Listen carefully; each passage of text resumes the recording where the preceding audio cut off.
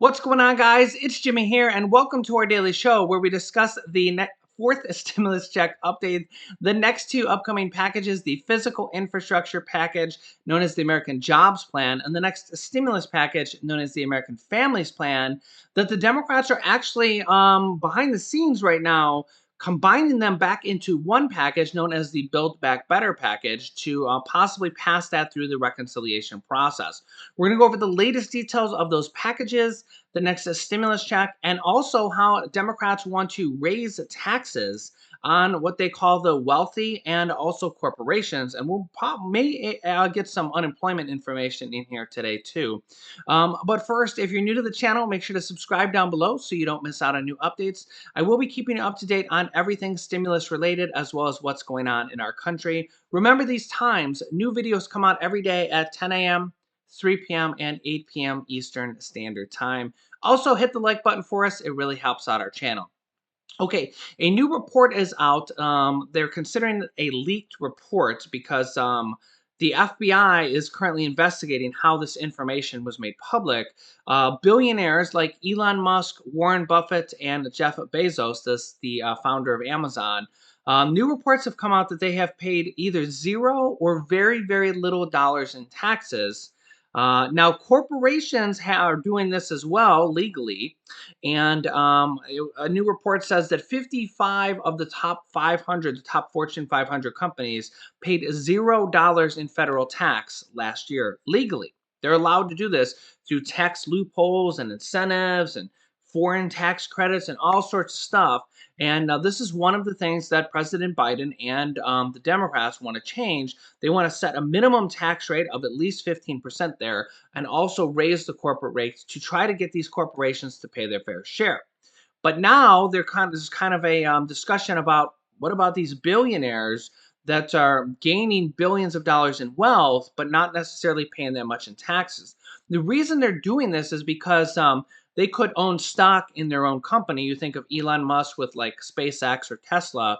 Well, the value of that company could go up by 25 or 50% in a year. So they could gain billions of dollars in net wealth, but not necessarily have a tax transaction there unless they sell some of their stocks. Here's Senator Bernie Sanders on this exact issue. I'm also very eager to hear your response to this new bombshell report from ProPublica that details how some of America's super wealthiest people avoid paying much in federal income taxes. They do this legally, while most Americans are obviously pay between 20 and 30% of their incomes. This is, of course, because of loopholes in the tax code and because the U.S. government focuses on taxing labor income and not wealth. What did you think when you read this report? Well, I think, as you can guess, Jake, I was not shocked. We have a regressive and unfair tax system. We have a corrupt political system in which the wealthy are able to make huge campaign contributions and have all kinds of lobbyists here on Capitol Hill. And then if you're rich, unlike an ordinary working person, you have dozens of lawyers and accountants helping you take advantage of every loophole that is out there. So bottom line is, why should we be surprised that in a corrupt system, the very, very richest people, multi-billionaires, pay in a given year zero in federal income tax? And it's not just individuals. We have major corporations that make billions in profits. They pay nothing in federal income taxes. Clearly, one of the things that we have to do, and President Biden has some ideas on this. I would go further, but he has ideas that does say that the wealthy and large corporations are going to have to start paying their fair share of taxes. Senator Bernie Sanders goes on to say, in regards to a seat to fly with Amazon CEO Jeff Bezos to space, sells at auction for $28 million. And Bernie says that's $28 million more than Jeff Bezos paid in income taxes in 2007 and 2011. Yes, it is time for billionaires to pay their fair share of taxes. Let me know your thoughts on this down below in the comments. Whenever we talk about Bernie Sanders, I always get he's the Senate budget chairman, so he's the person in charge of the reconciliation process. He's largely considered President Biden's right-hand man, and by a lot of accounts, he's probably the second most powerful person in the Senate at this moment. behind Senate Majority Leader Chuck Schumer because the Democrats have control of the Senate. Every time we talk about Bernie Sanders, I always get some comments that says Bernie Sanders should be president. And well, he almost was. In fact, in the last Democratic primaries, he was actually second to President Joe Biden. So if Joe Biden weren't there, Bernie Sanders would have probably been the Democratic candidate for the Democratic side. Elizabeth Warren was second, or I'm sorry, third behind Senator Bernie Sanders. Senator Bernie Sanders and Senate Majority Leader Chuck Schumer are both co-signers to a monthly recurring stimulus check bill that they want to include in this next infrastructure or stimulus package. In fact, the bill is actually for $2,000 per month of stimulus checks that would go until the pandemic is declared over. Elizabeth Warren, who was third there, is actually, along with Senate Majority Leader Chuck Schumer and Elizabeth Warren and also Ron Wyden, are the co-signers of a plan to increase Social Security benefits by $200 per month for all Social Security beneficiaries. And there's multiple different ways they can do this, like raising a tax on the wealthy who make more than $400,000 per year, that they would start paying Social Security taxes again on income over $400,000 a year. It currently stops at around $128,000. You stop paying Social Security tax. To do this Social Security raise, the plan to provide more than 60 million Americans with an additional $4,000 over 2 years, which is part of the Senate Democrats' bold Phase 3 stimulus proposal, as you can see here on the screen. By just doing this wealth tax on people that make over $400,000 per year, they could pay for this Social Security benefits increase of $200 per month simply with just that one change of a tax rate. Senate Majority Leader Chuck Schumer, who we showed his interview this morning in the 10 a.m. video. I'll link you to that at the end of this video if you haven't seen that yet. It's a very good video and also has my son, Julian, at the end of the video with a special guest appearance. Chuck Schumer is triggering the reconciliation process today, and they are starting that reconciliation process now. Chuck Schumer says tomorrow, which is now today, I'm convening a meeting with all 11 Democratic members of the Senate Budget Committee regarding a fiscal year 2022 budget resolution. Now that President Biden's fiscal 2022 budget resolution has been received by Congress, the Budget Committee can begin the important work of producing a budget resolution. Chuck Schumer tactically noted that a budget resolution would set the stage for passing elements of President Biden's $2.2 trillion infrastructure plan, the American Jobs Plan, and the $1.8 trillion stimulus package, the American Families Plan, to pass them together as one package through a simple majority votes with the reconciliation process. He says, as you know, a budget resolution will outline how we go forward and includes issues that are affecting that are part of reconciliation. So yes, the Democrats are right now moving behind the scenes to do the paperwork and actually start the process of the reconciliation process to combine the two packages, the physical infrastructure package and the next stimulus package together. Remember, they're negotiating on about 15 or 20 different stimulus items to be in this next stimulus package. I don't think that every single item will make it in this next stimulus package. The Democrats are already talking about another package after that, as well as when October 1st comes, which is about 3.5 months away, the Democrats get a whole new set of reconciliation cards for the new fiscal year. So they will be able to pass a whole new set of reconciliation packages starting on October 1st. So meanwhile, there's two different bipartisan groups from the Senate and both the Problem Solvers Caucus group that are working on bipartisan deals to get the infrastructure package passed with Republican support, which would pass it faster, and then they wouldn't need to combine the two to pass them through the reconciliation process. The thought is that if we get Republicans on board, we can pass that physical infrastructure package fast. It'll create millions of jobs for America and for the economy.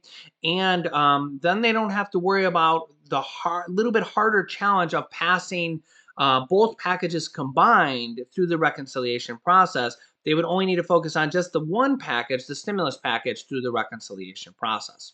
One of the most important people through this process is Democratic Representative Jayapal from the House of Representatives. She's the leader of the Democratic Progressive Caucus, which is about half of all the Democrats in the House. In fact, some people would consider her more powerful right now at this particular moment than House Speaker Nancy Pelosi, who's been very eerily quiet on infrastructure, the next stimulus package, almost everything. We hear a little bit from her, but she's not her normally outspoken self. And Representative Jayapal has actually kind of stepped up in her shoes for the time being. I don't really know what's going on with her. I don't know if she's having health issues or anything like that, or why she's been quiet. Maybe she's busy with personal life. I don't know. You let me know your thoughts down below in the comments. I'm sure I'll have some Republicans that will have some nice thoughts about Nancy Pelosi, just like Democrats have nice thoughts about Mitch McConnell every night, right? You have nice thoughts about them every night, right? But yeah, Democratic Representative Jayapal, she's not only the leader of the Democratic Progressive Caucus, but also the co-sponsor, along with Democratic Representative Tlaib, from the House of Representatives, that have introduced a bill to provide a $2,000 one-time stimulus check, then followed by $1,000 monthly recurring payments that would actually go until 1 year after the crisis is over. So $1,000 monthly payments until 1 year after the crisis is over, as you can see here. So this is the other monthly recurring stimulus checks that is co-sponsored by Democratic Representative Jayapal. Here is Jayapal speaking about the next stimulus package.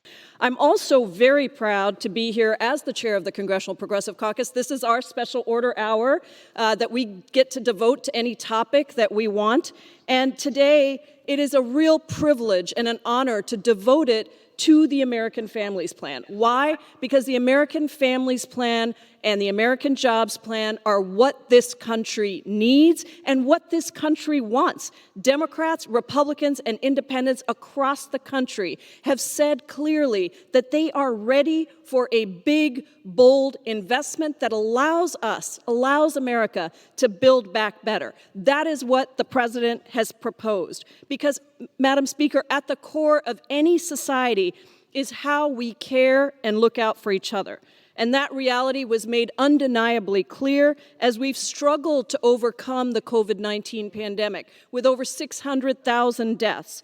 And at the root of our recovery is how we look out for each other, how we give each other opportunity, how we ensure that America truly is a country where we're all better off when we're all better off. For me, coming to this country by myself at the age of 16, now getting to serve in the United States Congress as the first South Asian American woman, I have watched how too many people across America do not have that opportunity. They do not have the investments that we as a federal government should make in order for them to be successful.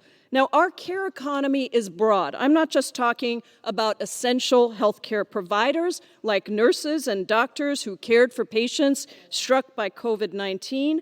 I'm talking about the broader care infrastructure, and that includes childcare, it includes home and community care services, and it includes providing everyone with basic paid family and medical leave and more.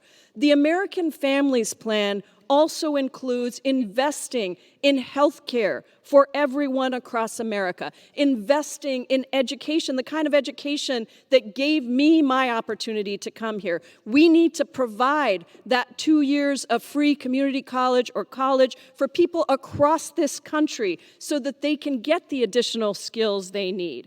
We need to invest in housing. And of course, we need to invest in this broader care economy.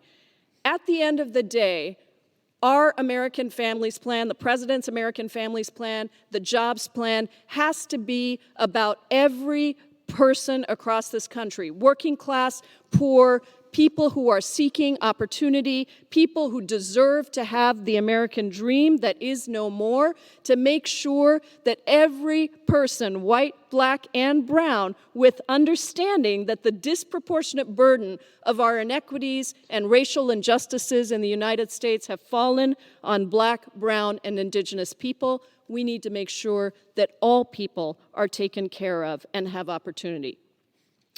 Care infrastructure is the critical infrastructure that allows our families and communities to thrive and stay healthy. Take, for instance, the home care workers across the country that have been serving on the front lines of the pandemic. For those most vulnerable to COVID, such as people with disabilities and seniors, home care workers were often the difference between life and death. Home care workers allowed many of those most vulnerable to avoid congregate settings like nursing and group homes that saw high spread of COVID.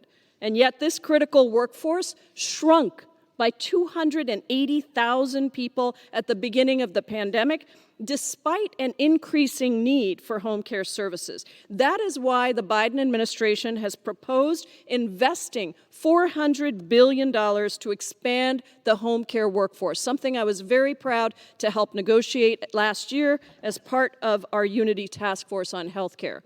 But we can't stop there, and the Families Plan doesn't stop there. The American Families Plan also recognizes that the majority of caregivers, as Mr. Bowman said, are women and disproportionately women of color. Many of them are responsible for care at home, which is a huge reason why we've seen women forced out of the workforce in record numbers. In December of 2020 alone, women accounted for nearly all of the jobs lost, with a disproportionately high number of job losses coming from women of color. Her speech goes on for quite a while there, but remember, there's about 15 or 20 different items that they're currently proposing to be in this American Families Plan, which is the next stimulus package, including a fourth stimulus check, Jayapal's own monthly recurring stimulus check bill, which would provide monthly stimulus checks, as well as increase in Social Security. We have 3 different plans for that. I'll link you to a video here I just did on that here within the last day or two, as well as expanding Medicare to include hearing, dental, vision, and hearing aids completely for free at no additional cost, as well as also lowering the Medicare eligibility age to age 60 or even age 55. You also heard her talk about the 2 years of free college and 2 years of free preschool that they want to have included in this next package as well.